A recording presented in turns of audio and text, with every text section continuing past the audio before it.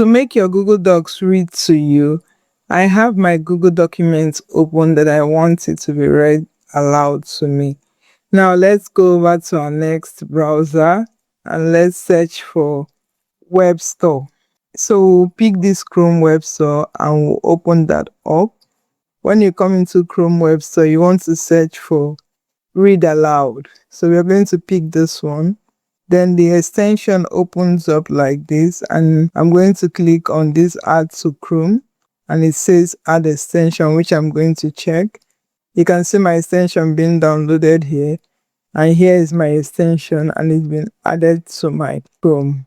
Now let me go into my document I have opened.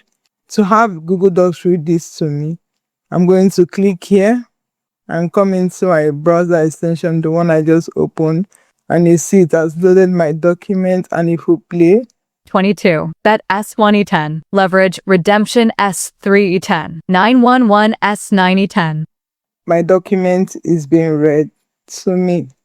You can always use this anytime you want to read a document. Just come to your browser extension and click on it and click on the read aloud, and it reads your document when you have your document open in your browser.